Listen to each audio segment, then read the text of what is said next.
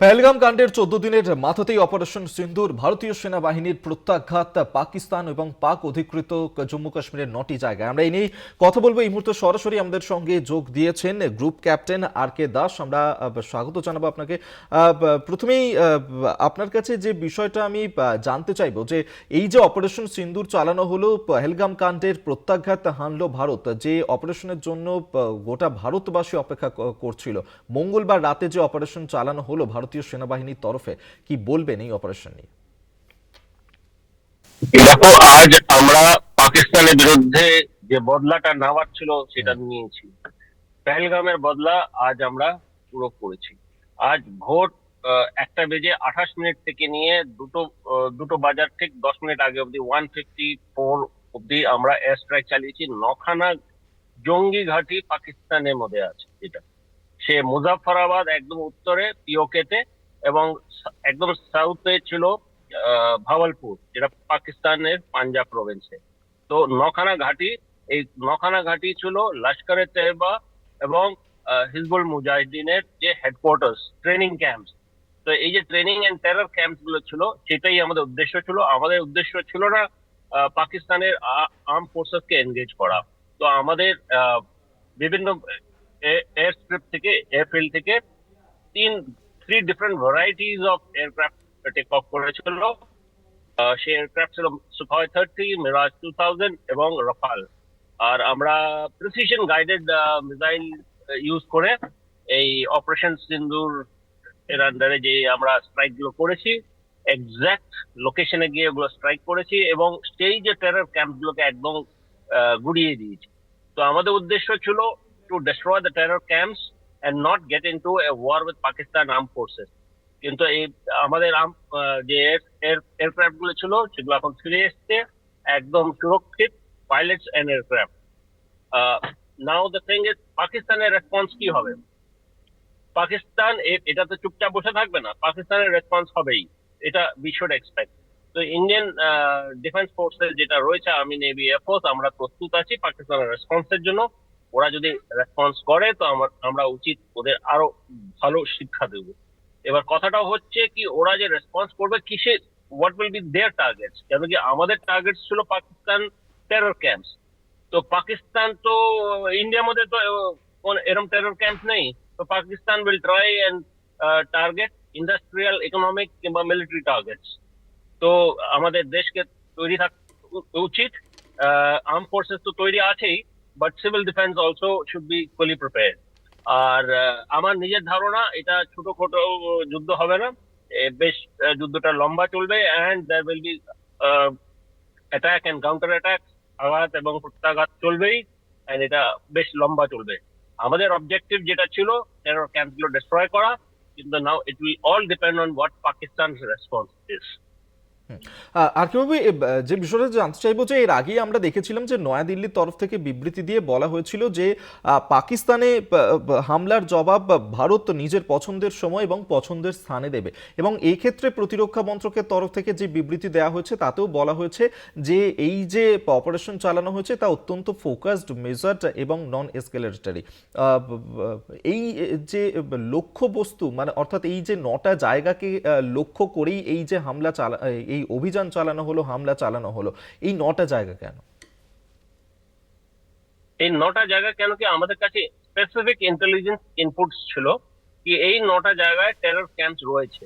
আমাদের উদ্দেশ্য ছিল to destroy their terror module, যেখানে যে ক্যাম্প গুলো লুকিয়ে থাকে, যেখানে ওদের প্রশিক্ষণ হয়, যেখানে ওদের সব হেডকোয়ার্টার রয়েছে, জঙ্গি সংস্থান যেগুলো রয়েছে, লস্করে তয়বা এবং হিজবুল মুজাহিদিন, সেগুলোর বিরুদ্ধে ছিল। তো আমাদের মেন উদ্দেশ্য ছিল as a measured, calculated and precision attack on this location, এই এই টার্গেট গুলোর উপরে। আমাদের টার্গেট ছিল না কি পাকিস্তান আর্ম ফোর্সেস কিংবা পাকিস্তানের ইন্ডাস্ট্রিয়াল এন্ড ইকোনমিক টার্গেটস এর উপরে। তো আমাদের যে ইয়ে ছিল based on specific intelligence inputs, আর তার সেই আমরা পেহেলগাম যে অ্যাটাকটা হয়েছিল তার আমরা ঠিক জবাবটা দিয়েছি। আর কেউ যে বিষয়টা এরপর জানতে চাইবো, যে এক্ষেত্রে আমরা দেখতে পাচ্ছি যে এর আগে আমরা দেখেছি যে সার্জিক্যাল স্ট্রাইক দেখেছি, বালাকোটের ক্ষেত্রেও আমরা দেখেছি, কিন্তু এই এতটা ফোকাসড অপারেশন সেক্ষেত্রে ছিল না। আজকের এই মঙ্গলবার রাতের এই যে অপারেশন সিন্দুর চালানো হলো, এই যে অপারেশন সিন্দুর এই নামটা অত্যন্ত গুরুত্বপূর্ণ, কারণ পেহেলগামে যেভাবে আমরা দেখেছিলাম যে যাদেরকে মারা হয়েছিল, এই এই অপারেশন সিন্দুর এই বিষয়টা নিয়ে কি বলবেন? দেখো, অপারেশন সিন্দুর যে নামটা দেওয়া হয়েছে is basically towards all those যারা নাকি নিজেদের হাজবেন্ডকে দেখেছে নিজের চোখের সামনে মারা যেতে। অপারেশন সিন্দুর ছিল বেসিক্যালি অ্যাজ এ একটা শ্রদ্ধাঞ্জলি আমরা বলতে পারি টুয়ার্ডস দোজ যাদের হাজবেন্ডরা বিভিন্ন অপারেশনসে মারা গেছে। তো তাই জন্য নাম দেওয়া হয়েছে অপারেশন সিন্দুর। কিন্তু অপারেশন সিন্দুর এর সবচেয়ে বড় লক্ষ্য ছিল কি বদলা নেওয়া। ওরা যে আমাদের এতবার আক্রমণ করেছে আমাদের দেশের উপরে, পেহেলগাম তো করেছেই, এর আগে করেছে, তো তার একটা বদলা নেওয়ার ছিল। তো সেই আমরা বদলাটা নিয়েছি। এখন আমরা প্রিপেয়ার্ড কি একটা প্রত্যাঘাত পাকিস্তান আবার করবে, সেই প্রত্যাঘাতের আমরা অপেক্ষায় আছি। Already border shelling, cross border shelling শুরু হয়ে গেছে জম্মু কাশ্মীরে। তো আই এম 100% শিওর কি এই যে এটা এখানে শেষ হবে না, এটা আরো বাড়বে। আকিবাবু, এক্ষেত্রে যদি পাকিস্তানের প্রত্যাঘাত করে, সেক্ষেত্রে ভারতীয় সেনাবাহিনীর তরফ থেকে কি কি প্রস্তুতি থাকছে আমাদের?